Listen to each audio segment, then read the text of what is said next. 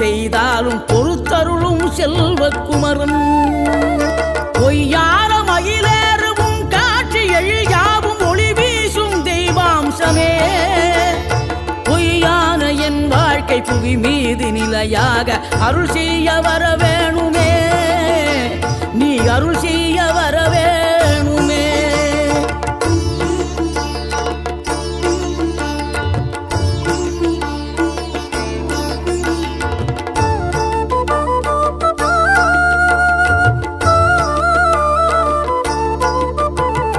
இகழ்தலையும் புகழ்தலையும் ஒரு முகமாய் கருதும்படி செவி உரைத்த முத்து குமரன் நீ வறுமையையும் வளமையையும் சமநிலையை உணரும்படி மதி கொடுத்த செல்வக்குமரன்